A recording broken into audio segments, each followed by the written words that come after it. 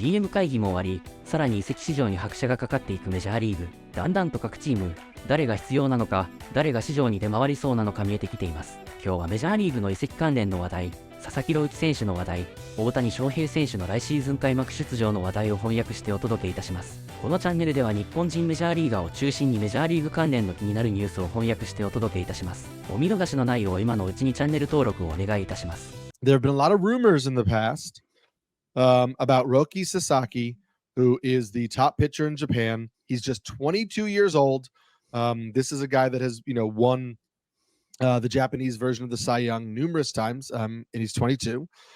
He has a 2.02 career ERA in 69 starts. He's got an 11.5 strikeout per nine, just a 2 walk per nine. That's a career 0.89 whip. This guy's absolutely lights out.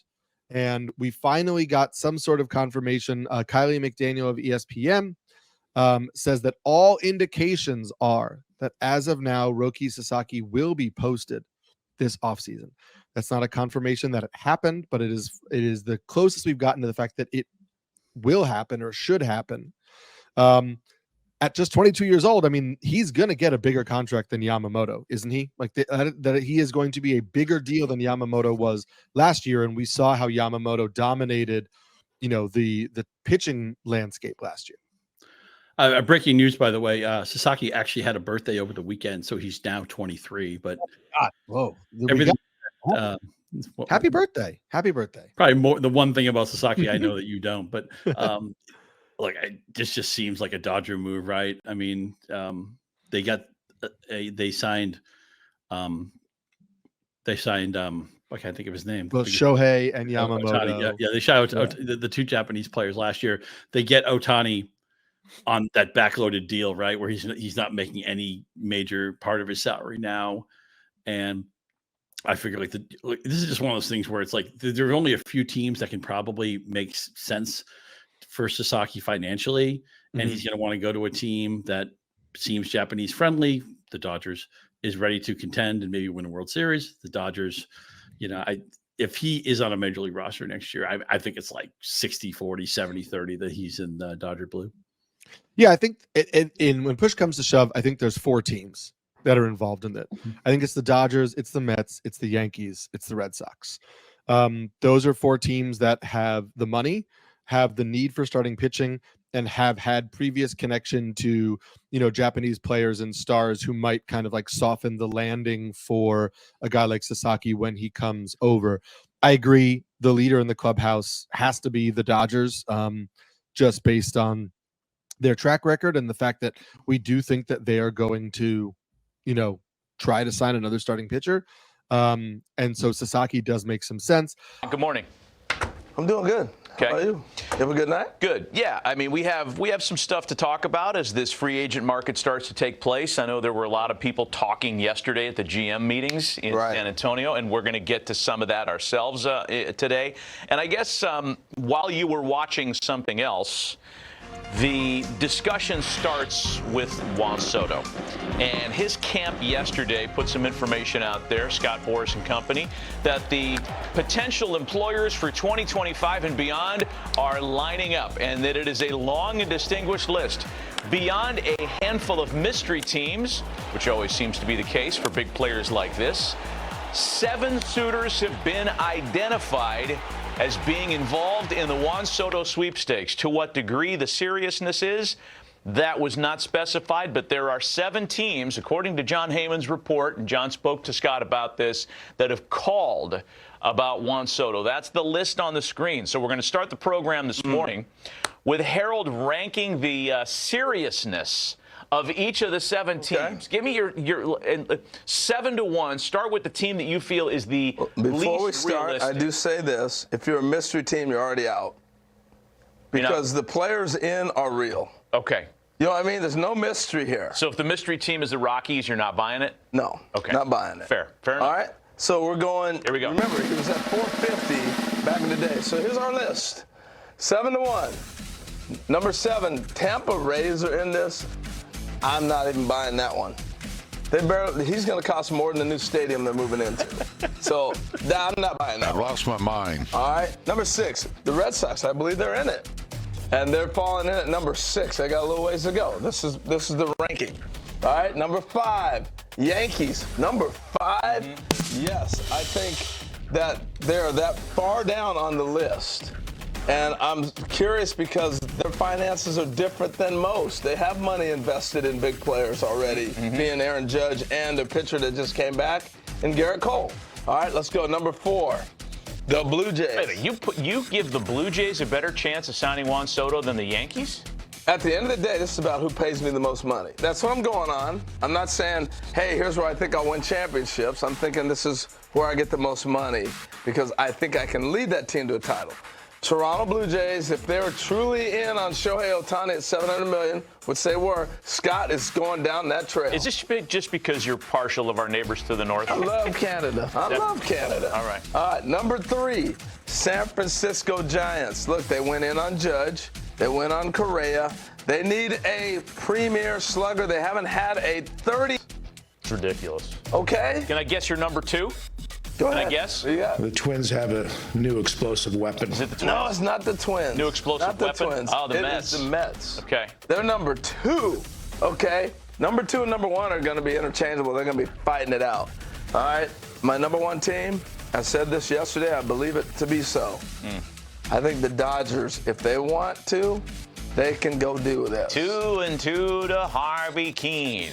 And where do they come up with the additional $600 million to sign Juan Soto, given the payroll commitments that are already out there?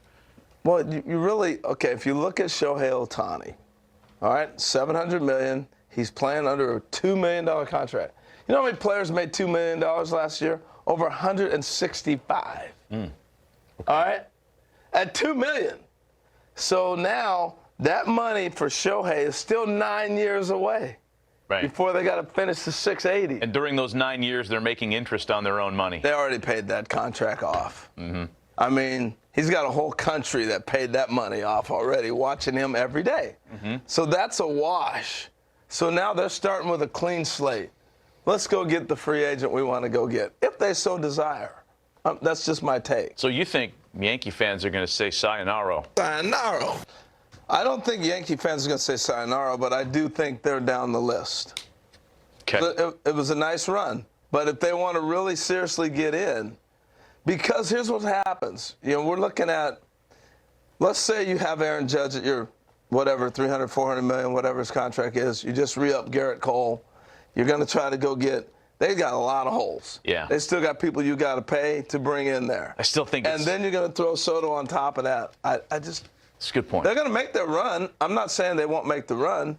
But if you got that many people, I would have said a year ago, no way this guy gets $600 million. Right, because we thought when he said no to the reported alleged $450 to stay in D.C., got traded to the Padres, and then he spent a year and a half taking walks, we thought that money's not coming back. Well, it's coming back and then some.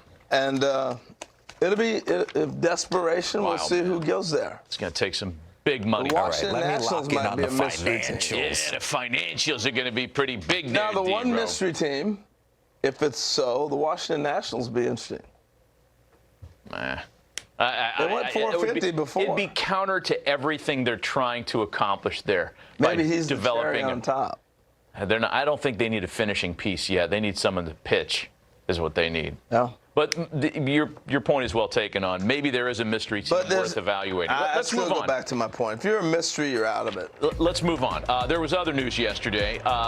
Joel Sherman reporting after having a conversation with GM Brandon Gomes of the Dodgers that Los Angeles expects eight-time All-Star Mookie Betts to move back to the infield next season, second base or shortstop.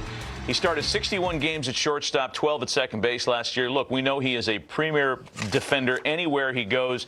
I'll ask you this, because you know Mookie well from an analyst standpoint and as a person because you're close to him. Where does he want to be? Where's he at his best? I think if you ask Mookie, he'd love to play short because he loves the challenge of it, and he loved playing there. But second base is where he came up at. Now, let's remember, Mookie Betts was a premier primetime prospect for the Red Sox, right? And back in the day when Mookie came over to the Dodgers, when he first signed, he'd play anywhere like we talked about. He can bowl even with the cool hat on that. He can do it all right? But Mookie can play second base. We've seen him do this. He makes the plays. Let's not forget, here's what I was going to say. Oh, how'd I get in this? Woo! That's a play. Oh, yeah. Take your UZR on that one. I don't care about Brian Kenny. But with the range and the fact that you got to do that now, this is what Mookie can do. So, yes, he just went over to short. He'd take ground balls forever, making all the plays, the athleticism, doing everything he can. All right? So, anyway, the point being, Mookie's got that Ozzie Smith in him. He's got that flair. Get up, I just love looking at the old highlights. But this is what you see when you get Mookie Betts. Look at Ozzie. You like this, Matt? How did he? Was it? Oh, man, that's good. The athleticism. All right, now the video's over. Let me make my point. Mookie moved to the outfield, who Buck Showalter calls the best right fielder he's ever seen. All right, you play Fenway Park, right, the way he did, you're pretty doggone good. But he moved there, why? Because the Red Sox had Dustin Pedroia. He was a second baseman, and he had to move to the outfield because Pedroia was blocking him. And so, yes, I think he goes back to second base. Now, we go full circle with Soto.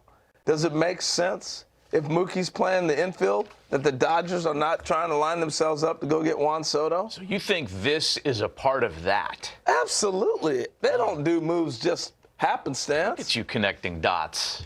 Okay. Maybe there's something there because, honestly, in the absence of signing somebody like Juan Soto, why wouldn't you keep him in the outfield? You're starting to sell me on this. I'm starting to think that you're onto something here with Soto going to the Dodgers. The sad thing with the Soto news, we will not get an answer till, what, late February? No, come on, man. Let's be more optimistic than that. When this market gets held up like that, and I get it, the agent is the guy doing all that stuff, but, you know. Well, the agent has probably 15 players. Right. I mean. And that's what's going to hold the market. We get to a place like we were last year where guys, camp is about to break and the season's about to start and there's still players unsigned. I don't think that's going to happen. Hopefully the players learned, watching Blake Snell and watching Montgomery, how they started their seasons. Right. It's hard to play catch-up in the big leagues, man. Right. It affected their whole seasons. Playing the percentages, we'll be playing the slot machines in Vegas, sorry about it, is the name of this game. I will give you a player. You tell me, are you listening to the instructions? Stop searching for your soundboard. I need you to listen and focus. What's the percentage they return to their old team? Ooh. And you write it on your little whiteboard and you hold it up for all to see. And keep it steady for Lucas. Up first, Max Fried, percent chance. He is with Atlanta, 3.25, 29 starts in 2024 with the Braves' lowest ERA in the majors since the start of 2020. Did you know that? Because I don't think I did. Harold is ready. Matt is working on it. Harold, you're first. What do you got? 30% chance. 30%. Why? Because they would have done it before. Yeah. Yeah. I think he's going to be out there in the market, and he's going to stretch that number a little bit further than the Braves usually go out. Okay.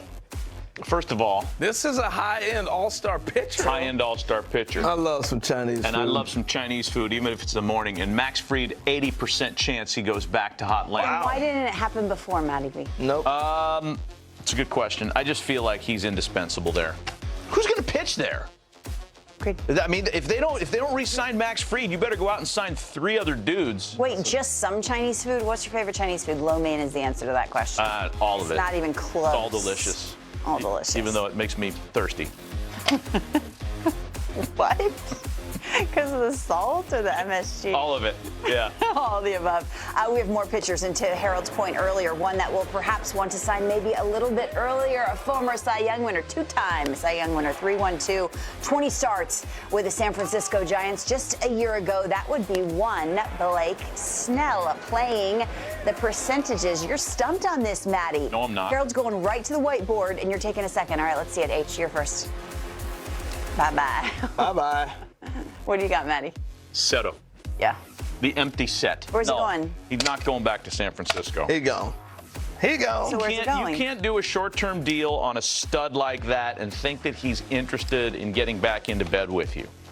He's going somewhere else on the long-term deal he should have signed at the start of last year. And that team is what? 2 Cy Youngs. Okay. That team, the team that I think. Why are you raising your voice? Getting aggravated. You're about here. This. I need you here. He's a great fit for everybody. Oh my Go back gosh. to golf announcer 102.7. How about the New York Yankees? Smooth jazz. Fit for Blake. I don't like your voice. This next one's a good one. 44 home runs. Harold said it yesterday on the program. Would be Anthony Santander. I'm talking 102 RBI, career high in home runs, RBI slug, OPS for a full season. If you're into that sort of thing, your percentage in Baltimore is Priced out. priced out. Oh no! I think he's gone. No. I think he's gone. Oh, Maddie thinks differently. I see it. He's got a 75% chance. Explain yourself. Yeah. Again, because the need is so strong, and I think the Orioles value the fact that he's big in the room with them. He's a big guy in the clubhouse. You can't have all these young babies running around without a babysitter, without a grown man in the room. I think he goes out. He won't be back because they have young position players, outfielders coming they feel like might fill that void. I think he's priced out of their plans, and I don't think he's coming back. Look, he's the number, to me, outside of Soto, he's the #1 offensive player in the game as a free agent. Who's better? Teoscar maybe is in the conversation. Yeah, but he had 44 home runs. Switch hitter. And I'm full disclaimer here. I get very attached to keeping guys put. I'm with As a you. fan, I love that. There's something that upsets the time-space continuum when everybody bounces around too much. But I just look at how the Orioles have built this thing, and I think he's priced out of their situation. Christopher Mad Dog Russo joining us exclusively to talk baseball, free agent market, trade market, and everything else. Doggy, good morning.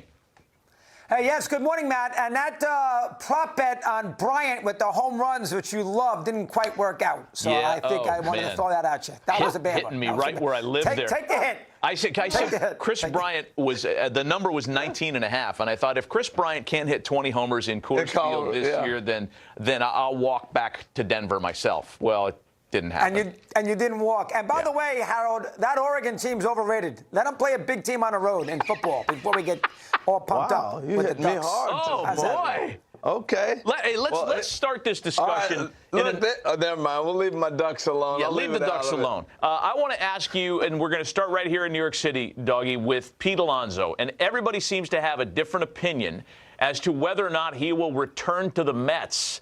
What is your best guess on this day in November? I know this is, the day he hit the homer against the Brewers, you thought it was a no-brainer. I don't think he's going to come back. I think the Mets have an option, a couple different ones. First off, they're into the Soto thing, so that's going to take some attention away from Alonso. Plus, they got Burns sitting there. They need a pitcher, and they got Fried, so they might have something they're thinking about there. And if they lose Alonso, they can play Vientos at third base and maybe make a run at a guy like Alex Bregman. So, I mean, it's almost like he's the fourth option. So I have a funny feeling the Met fan is going to be wrapped up on Soto. I mean, they're going to probably be right there at the end of the day. So I think Alonso might leave. And if they lose Alonso, they can figure out what they want to do is they can put Vientos at third base. He's not a great defensive third baseman, and you can get a third baseman. So if you ask me right this second, guys, I would say he will leave and not return. Which is going to bother some Met fans. But if they get Soto, Met fans right now are wrapped up on Soto. I mean, they love to steal him from the Yankees. Cohen's got more money than God. He fits the age scenario. Put him in right field. Marte be the DH. I think that's what the Met fan right now is focused in on. I'll tell you what, the Met fan and the baseball fan, what's going to happen is you're going to be waiting on Soto, and it's going to be February, and you're going to miss out on so many other players. That's the challenge with Soto. That's an excellent point. Good point, That's an excellent point. If I was the Yankees, forget the Mets. Now, they won't do this, although the Yankees did beat Cole with that. Obviously, with the opt-out, they said, hey, listen, we're not giving you $34 million when you're 39 years old, and then he opted back in. I think the Yankees should tell Boras, the agent, hey, Scott, here's the deal. We want the player, and we're going to be in a negotiation, but by Christmas, We are not sitting around waiting until March 1st for you to make a decision with your dog and pony show. So because we got other things we got to concern ourselves with the team if we lose them. You know, whether it's second baseman, whether it's whatever they have to do, you got to put together a ball club. Yeah. So I think the Yankees should give the representation a deadline. And if it goes past the deadline, you know, we're not going to get involved. Now, I don't know if the Yankees will do that there, guys, but I think that would be a smart thing for the Yankees to do. If Soto wants to play for the Yankees, if Soto wants to play for the Yankees so badly, he'd accept, okay, by Christmas, I got to decide where I'm going to play for the next 15 years. Well, we shall see. You think about Ohtani, right? Because Ohtani signed at a reasonable time, and yes, he did not play in both leagues. Soto's played in the National League and American League. He's traveled all the cities. There's no need for him to have to go visit a city. Let's move on. Speaking of the Yankees, we've got some sound from yesterday that we want your reaction to. This is Joe Kelly on a podcast that he appears on often, Joe Kelly of the Dodgers, talking about the Yankees with not the kind of regard you would think, given that they made it to the World Series. Let's play that for Doggy. They might be ranked 8th or 9th best playoff team. You know what I mean? Like, you're putting the Padres ahead of them. You're putting the Phillies ahead of them. You're putting the Mets ahead of them. You're putting the Braves ahead of them, and the Braves just got unlucky because they had to play that doubleheader. You're putting, I mean, the Guardians played like crap, but the Guardians played better baseball around. Like, it was just a complete mismatch, and it's kind of the same feeling from 2018 when we had to go play the Dodgers. Like, the Red Sox were just a way better team. So all we knew is that we just had to play regular Dodger baseball. We didn't have to play out of our butts. We didn't have to do anything crazy, and we were going to win the World Series. Doggy, is he speaking the truth, or was that a little bit much? Oh, it's a little much. Joe Kelly's got a lot to say, and I don't think anybody in America is that interested. But if you're going to make me comment, you cannot put the Guardians ahead of the Yankees. You can't put Kansas City. You can't put Atlanta, this year's Braves team, ahead of the Marlins with all ahead of the Yankees with all their injuries. You can't put Milwaukee ahead of them. If you wanted to be rough on the Yankees, 5th best team. Obviously, L.A., San Diego would be 2nd. I'll put the Mets 3rd, Phillies 4th, Yankees 5th. That's the lowest you can go. I mean, you can't go any lower than 5th. That's not fair. And the idea that the Dodgers were that much better than the Yankees is a little strong. I mean, the Yankees easily should have won Game 1. Boone screwed the game up. They should have, if Judge catches a fly ball. How did Boone screw the game up? Oh, come on. Took Cole out of the game. Obviously, Weaver should have started the 10th. Boone said that himself. You never let Cortez pitch in that spot. He hadn't pitched in 37 days. If you catch a routine double thrown back into the infield, Shohei doesn't move to 3rd, and there's no sac fly, and they win the game. Well, I agree with that, too. I mean, the Yankees should have won Game 1. Now, I'm not saying the Dodgers weren't better, but to say they were much better, that's a little strong, too, because the Yankees should have won 2 of those games. But listen, to the victors goes the spoils. Joe can say anything he wants. But the big basic point is the Yankees are not the 8th best team in baseball. Yeah, I agree. That's ridiculous. Agree with that. They're the 5th best. 5th, out worst, maybe even 4th. That's the lowest you can go. Hey, next week, Doggy, is the BBWAA Awards Week. We'll have all the live announcements right here on MLB Network. So many of these awards are slam dunks. AL MVP, NL MVP, we know where those are going. National League Cy Young is compelling. You got Chris Sale, who makes a great case. Zach Wheeler, who annually makes a great case. And if you want to get creative, 49 saves by Ryan Helsley, he could probably be in this conversation as well. Do you have thoughts on National League Cy Young honors? Yeah, I'm not putting a Cardinal reliever in there. The team won 80 games. I can't put him in there. The other 2 is interesting, but I would give it to Sale. I think he kept that Brave rotation, basically on head above water all year long. I know he didn't pitch late in the year because, they had an arm issue. So the last 8-9 days, he was not a factor. And you can make a very good case for Wheeler. I haven't studied the numbers that carefully. You 2 are the experts with that. But first impression there, I would make Sale. Now, he's the comeback player of the year, too. But I would make Sale the Cy Young in the National League, and I put Wheeler 2nd. I'd like to look at the numbers because I know they go by numbers with strikeouts and ERA and innings pitched and all that. But first inclination, Harold, I'm going to go Sale. All right, so you came in hot going after my Ducks, who play at home against Maryland this week. They go to Wisconsin. That's the next road trip. Then they're home against Washington. Then it's neutral fields after that. So you may not get your Oh, on the road game. All right, but we'll go from there. I'll leave that alone for now. I'm saying that to preference this. I'm hitting you with your Giants. So I want to know what you think. We've gone from Farhan Zaidi and Gabe Kapler to all the way over here with numbers and sabermetrics to Buster Posey. Your thoughts, Mr. Giant fan? Well, I mean, you know, it's very risky to hire a legend from your team to be involved in either the front office or a manager. That's why the Cubs never hired Sandberg. Knicks did it with Willis Reed. It became a mess because if he doesn't get the job done, what are you going to do, fire him? I mean, he's a Hall of Famer as a catcher and helped them win 3 titles. It's a tricky spot, but having said that, I had no problem with the hire. It was out of the box. The Giants have to decide what they want to do. You know, they went after Yamamoto, no chance. They didn't get him. They went after Ohtani. They had no chance. They went after Judge. They didn't get him. Harper before that. Stanton didn't want to play there. So the Giants have been in a situation where once was a very attractive place, and now it isn't they're in a division with the Dodgers. It's hard to get, obviously, some pitching. It's hard to get offense because of the big ballpark. So it's chilly. So I don't know where the Giants are going to go here as far as the offseason is concerned, but they need a big star. I mean, the Giants need a big star they can build their franchise around. Soto would be good. Put him out in the outfield. He could be there for 12 years. But I just don't think at the end of the day Soto's going to play for the Giants because I think the other teams, Mets, New York with the Yankees, I think Baltimore is sneaky. You know, I think there's more attractive locations for Soto. So the Giants are kind of caught between a rock and a hard place. I don't think they're going to re-sign Snell. So I don't know exactly where the Giants are going to go here. I think it's a week into the hot stove season, Steve Phillips, and there is already action. Good morning to you, Scott Boras, talking this week about how Juan Soto would take his time, and we've been having this conversation on the show. If he's taking his time and you're a general manager or front office executive, you have to fill your spots. How does that complicate your process?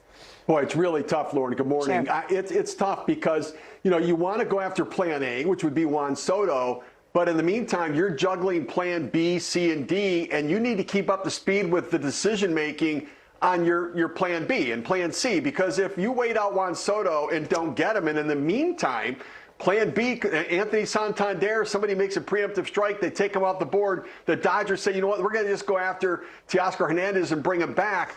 Then if you don't get Soto, then what level do you have to go to? And I think there's going to be a lot of general managers gauging this, where I think most people assume it's Mets or it's Yankees, that if they're not really feeling it, they might go after plan B and walk away from Juan Soto, because we saw last year, for instance, the Blue Jays, Shohei Ohtani was plan A. They waited. And then in the meantime, players came off the boards, and when Ohtani went away, some of the other price points were too high, and they ended up having to settle for certainly second and third level of where they wanted to go. Good players, but not the impact that they wanted. So that's going to be a real important read for general managers this year. You know, Harold made a suggestion you have until Christmas, almost giving them a deadline. Does that play or not so much?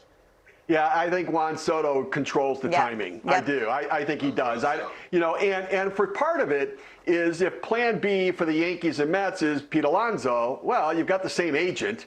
So you know he's not going anywhere. You're staying in touch with him.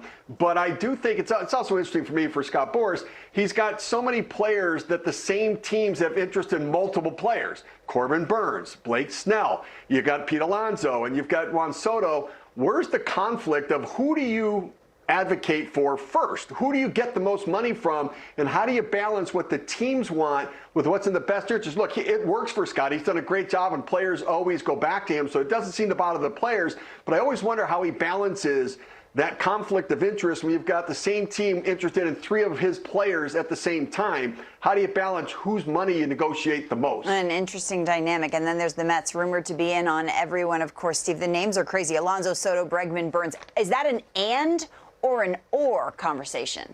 Well, it's an and. Listen, the Mets have about $170 million coming off the books right now. So, and it's so interesting to me, right? David Stearns from a smaller market is looking for values, but I think that if he uses the Dodgers model as sort of a guide as to where to go, Andrew Friedman has done a really good job finding values, but he also signed stars. and you need stars, large market. So I expect the Mets are going to spend on the superstars. They're going to be in on all of them. And look, if they don't get Soto and they get Alonso and Burns, maybe they go to get Alex Bregman, another Scott Boras client. They could play him at second because Scott Boras has said that Bregman's open to playing second, leave Vientos at third, and sign Pete Alonso.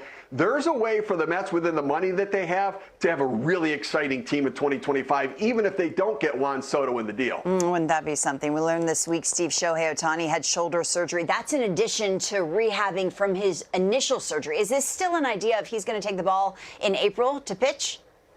So this is scary to me. Everybody else seems like, oh, he's Ohtani, he's going to be okay. So first of all, be careful what you wish for. When you make the playoffs, you play an additional month, right? So it cuts into the time of recovery and rest and the body recovering.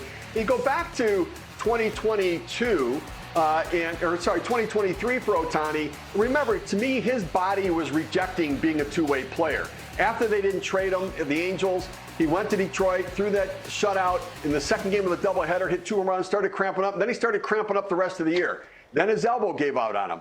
And so he's had to recover with his throwing program. He can't throw right now because of the surgery on the left shoulder. He can't swing right now.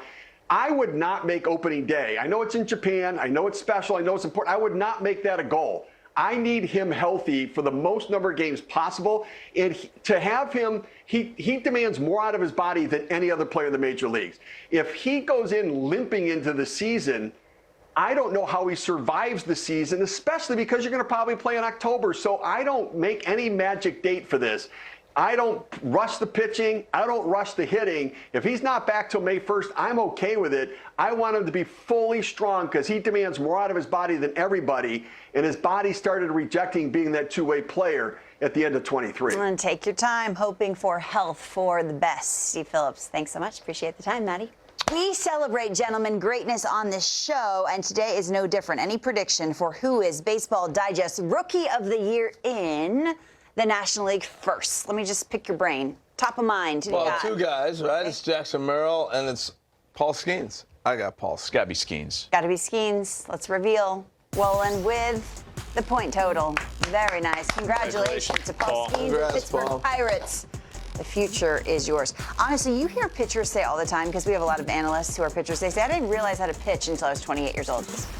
Yeah, that's He's different. He's different. This is different. 30, 23. It's a lot closer than I thought it would. No, I think that that Merrill's going to win a couple of these rookie votes. In any other year, Jackson Churio gets more than 8 votes. That's a good point. And Jackson Merrill wins it in the other year. That's probably a good point. All the moments in time for Jackson Merrill. Remember his teammates surrounding home plate?